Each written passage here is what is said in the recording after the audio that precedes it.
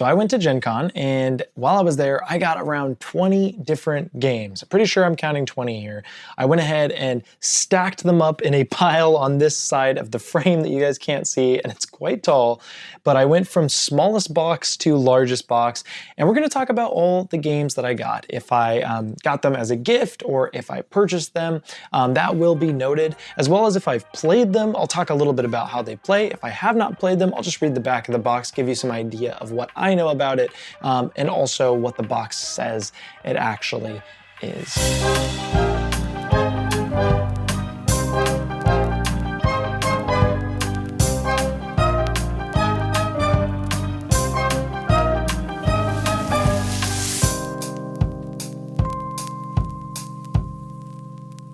I stopped by All Play, and I got two little small box games. We'll start with Vivo, and by the way, I have not played either of these.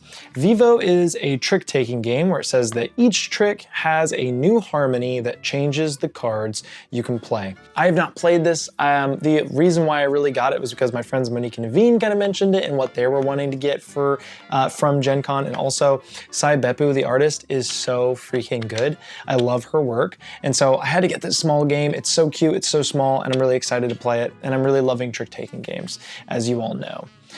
So we've also got Soda Jerk here. This is not a trick-taking game, but it is a card game, and this is actually designed by Chris Yee of the Dice Tower.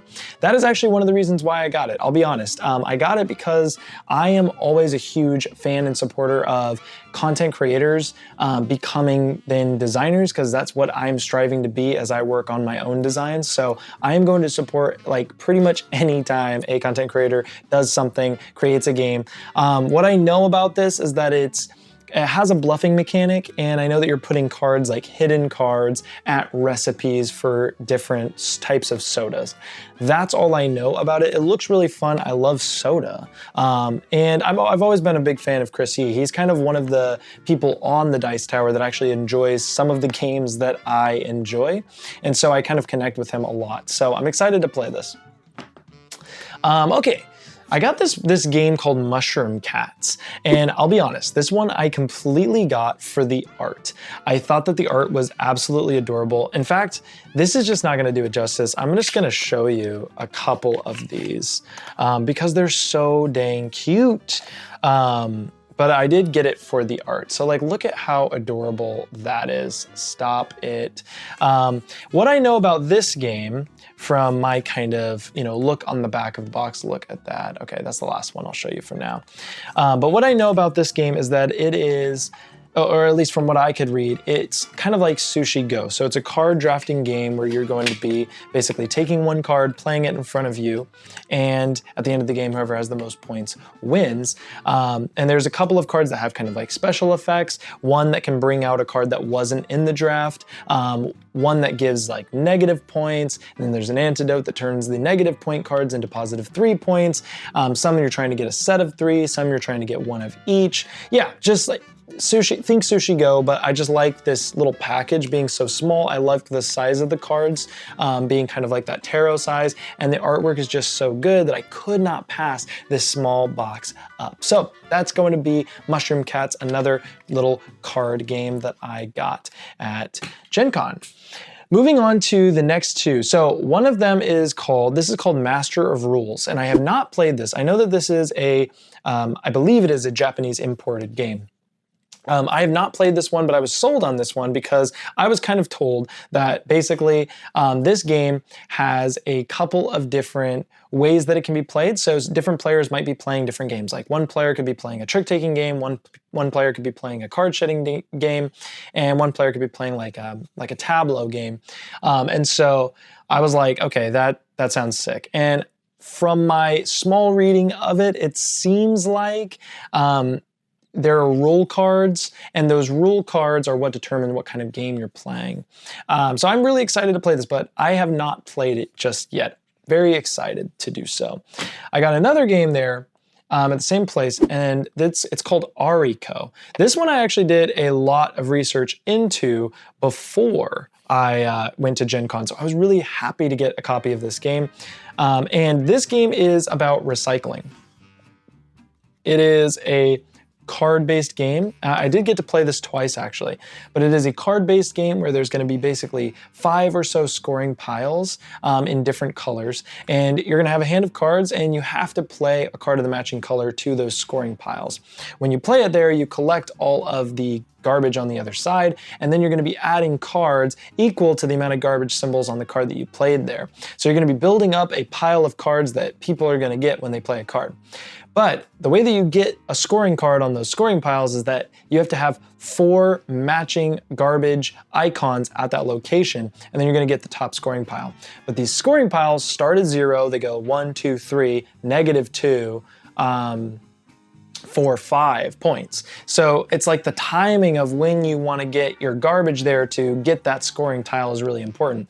And if you only get 1 scoring of a color, you actually don't score it at all.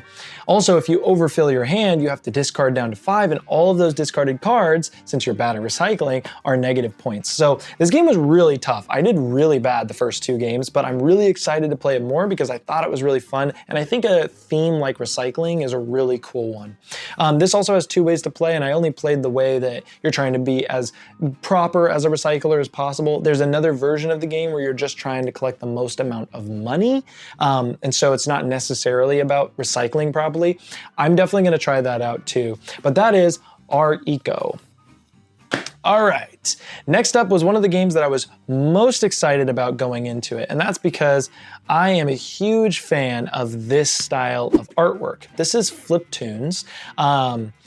And yeah, I've played this now, and I love it. I think it's a very good game. I'm glad that this cute artwork also has a good game behind it, but this is basically a deck building, kind of tableau building game, but it's really mostly just optimization, the game, because you are going to be revealing 6 cards from left to right, 3, and then from left to right again, below it, 3 more cards. And when you do that, you're going to be collecting fame from these cards based on their abilities. And what you're trying to do is, with that one reveal, you're trying to hit 30 points. That's going to trigger the end of the game.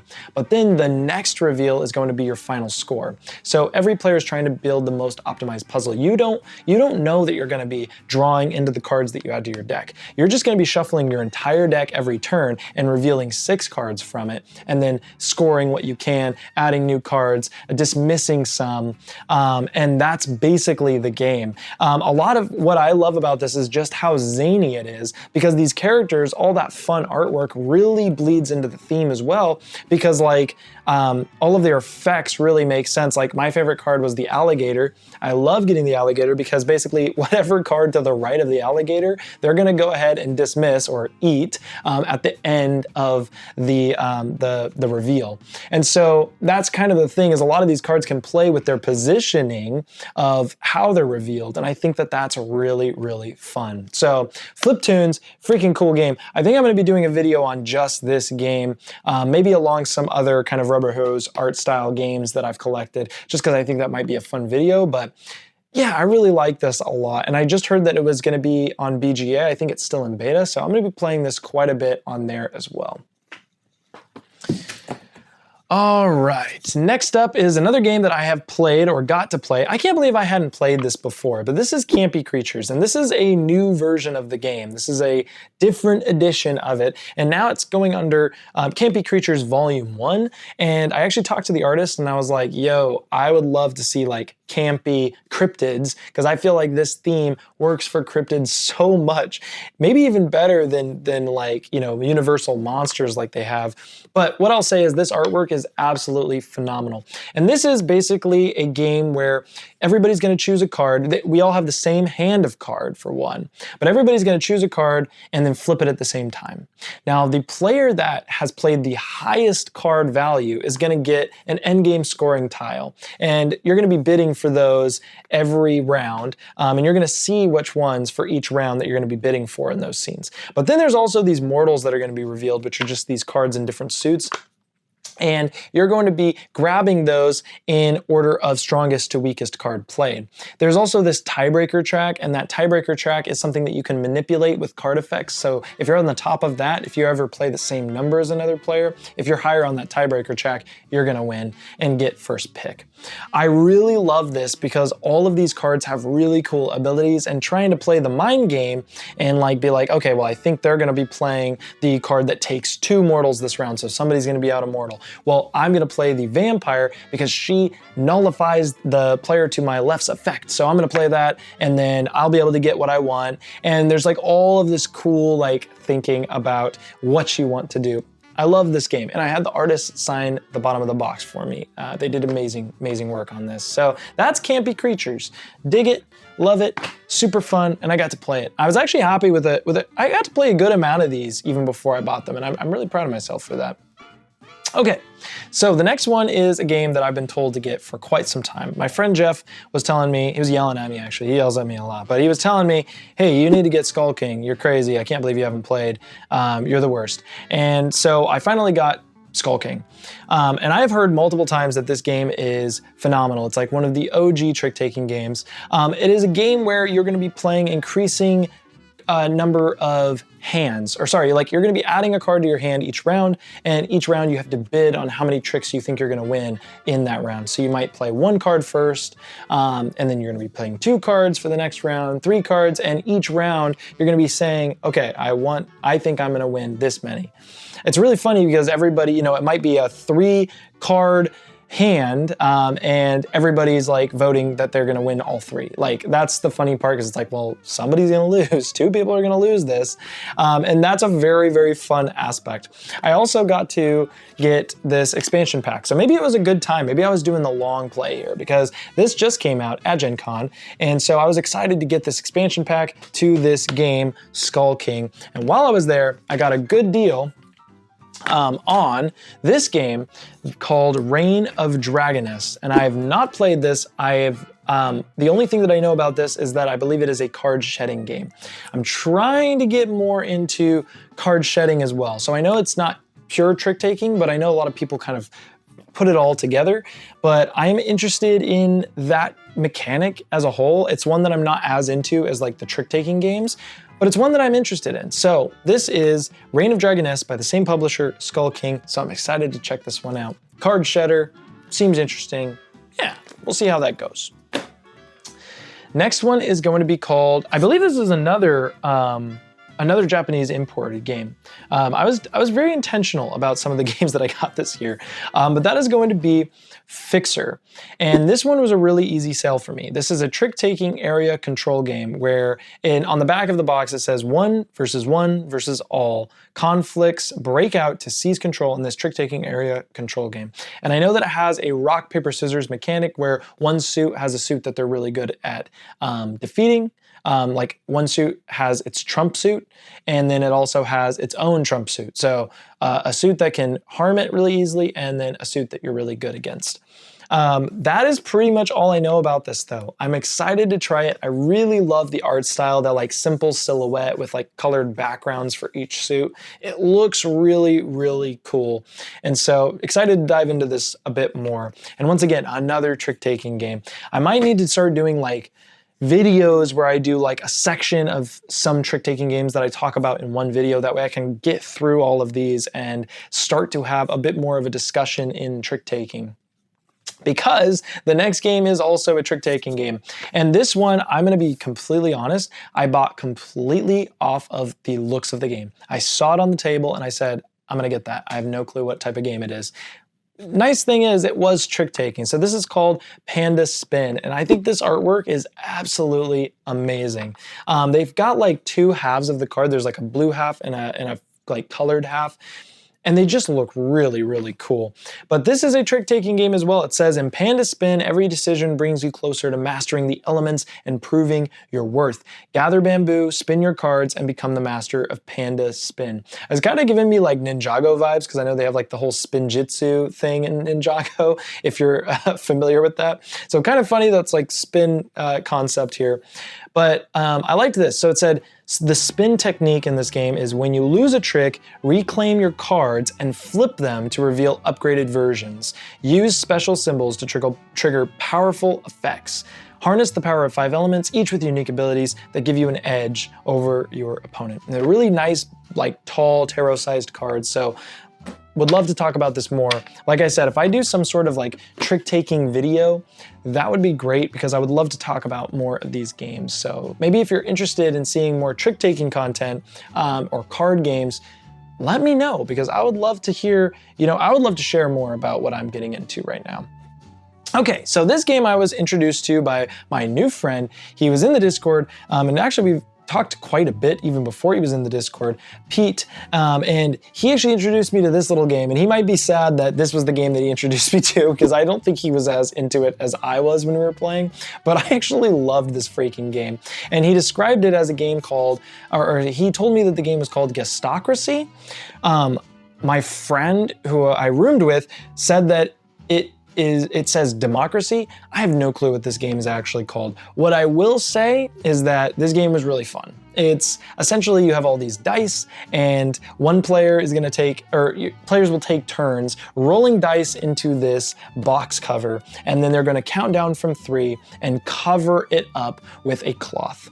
Every player is trying to look at what's the most common side of the dice in there, like face of die, and what's the least common face of die. And they're gonna have these little dials and they're gonna vote what they think the majority die face is in and what they think the least majority face is represented. So for example, it's like I look for 3 seconds and I'm like, okay, I think the majority is 5s, and I think the minority, I didn't see a single 2.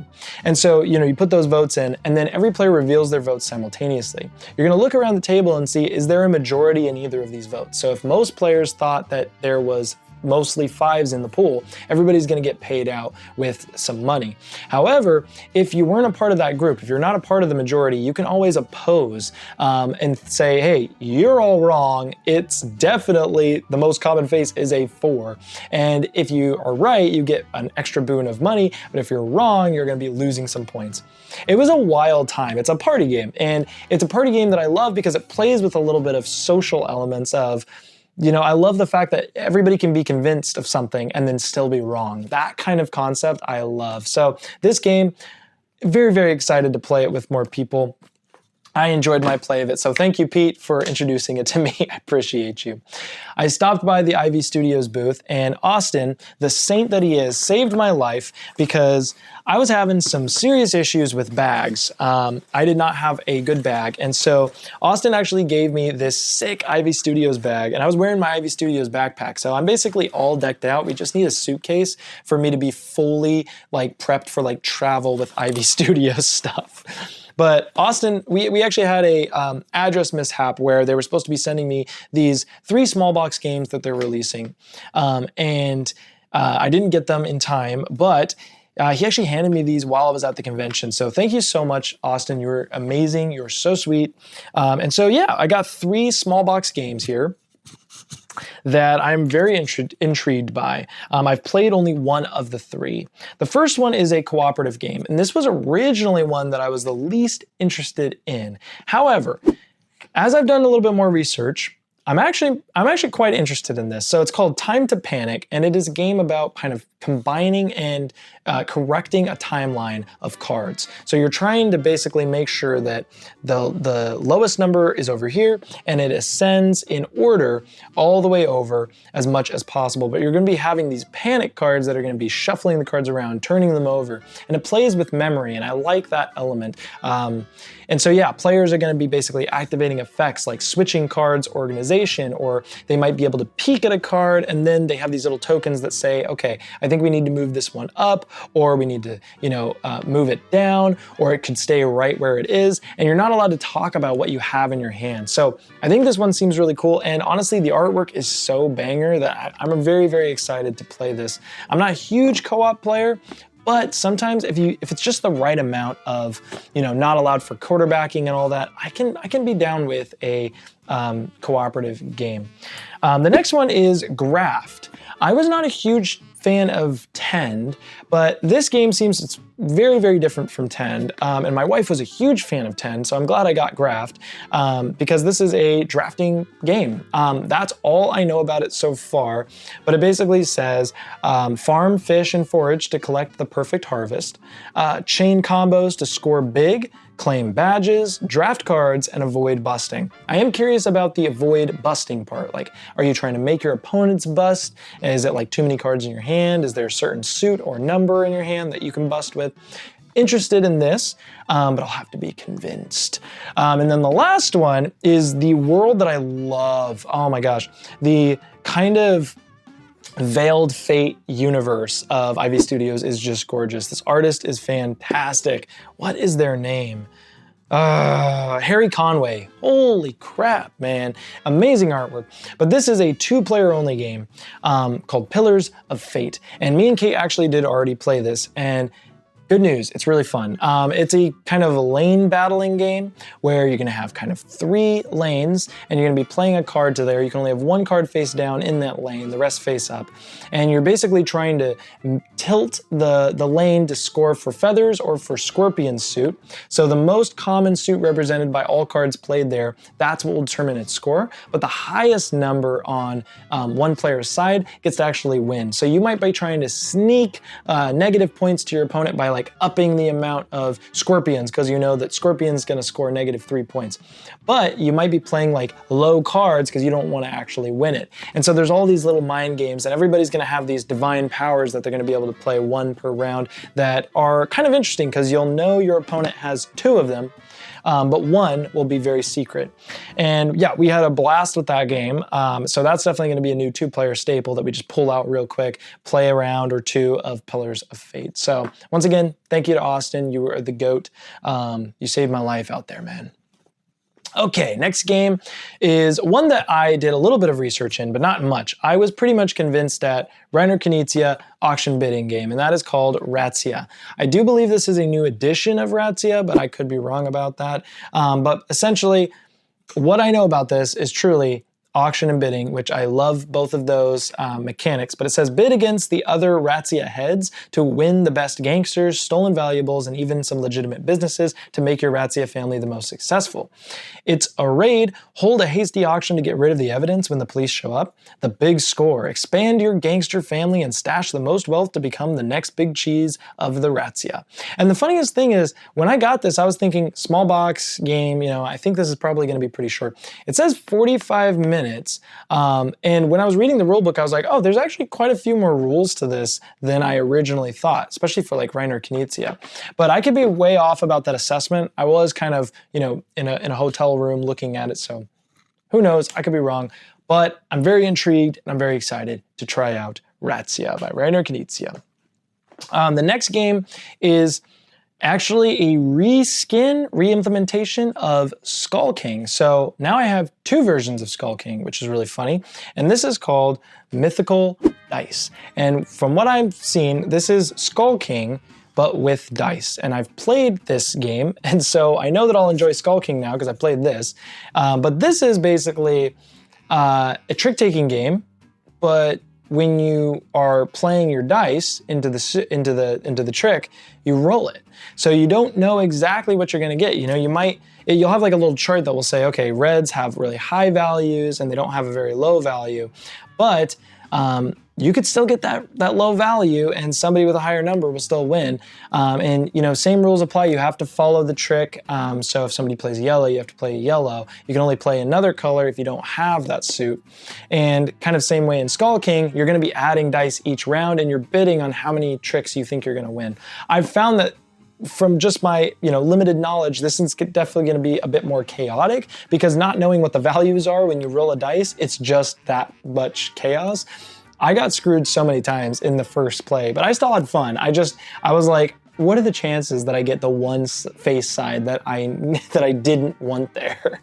So yeah, I'm intrigued to see if I like this more or less than Skull King. But I'm glad I got it anyways, because I think the art style is really cool and rolling dice is always fun. Okay, we're kind of getting into a couple of little bit of bigger games here. This is the first like proper, like with a board game really. I think the rest are pretty small, honestly. I've kept it pretty light this year. But this is going to be Snowcrest. And I picked this up because visually I was thinking of my wife and I was like, Kate would love this. This is adorable. What I know about this is pretty limited, except for the fact that it's kind of a tableau building game, and you start with 4 cards and 4 corners on a grid, 3x3 grid, and you will activate effects of your cards to gain whatever they say, and then you'll flip them over.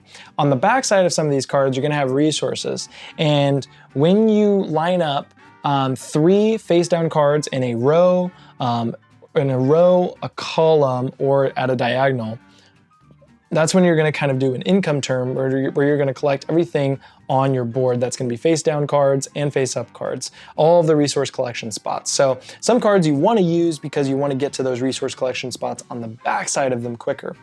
That is kind of the main mechanic that interested me about Snowcrest, but honestly, I mostly got it because of the artwork and because I knew that Kate would dig the artwork. So excited to try this out. It just seems like a kind of pretty basic Euro style game.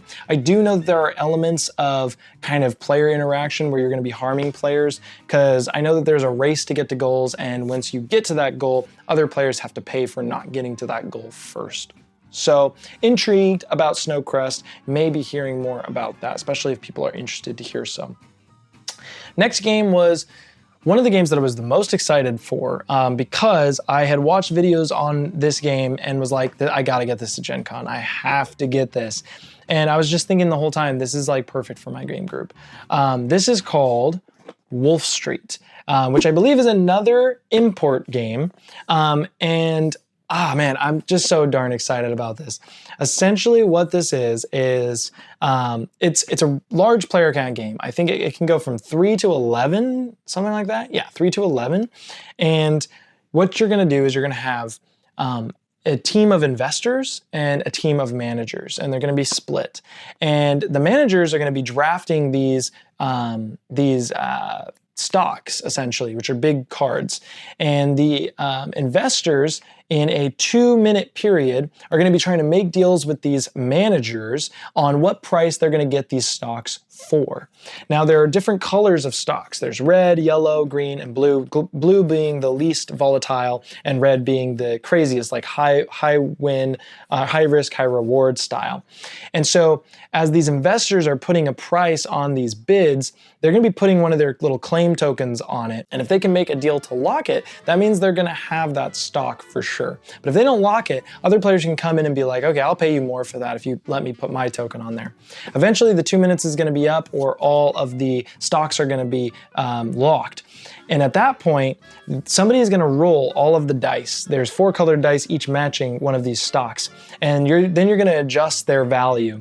Then the investors are actually going to get paid out based on their stock, based on its value.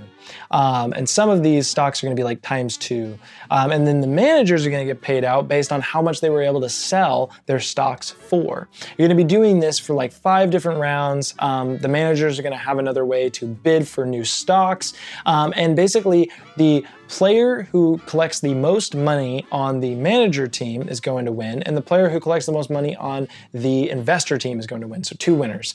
This game sounds like a riot. Like, this is my style of game. Negotiation. You've got kind of a little bit of bidding. You've got, all of that like chaos of real time making deals. This is definitely going to be for my game group, and I'm really, really excited to show my friends it. I also thought that the price for what you get is incredibly good. You get these nice little chips in a lot of different colors, and the artwork is fantastic. So really, really excited about Wolf Street. Okay, last game I got at Gen Con, and this is one that so thankful that I got, because I was not thinking I was going to be able to get a copy of this. I was working most mornings, and so being able to try and get in the line for this was basically impossible. But Scott, my friend, oh my gosh, you made my day. Yeah, thank you so much. Scott from Direwolf, you were the best. Brought me this copy while I was working at leader, and this was just amazing. I'm so excited about Lightning Train. This is Paul Denon's new design. I'm a huge Paul Denon fan. The only game that hasn't hit for me of his was Clank. Huge fan of Wild Wild West, huge fan of Dune Imperium. Very excited about Lightning Train now.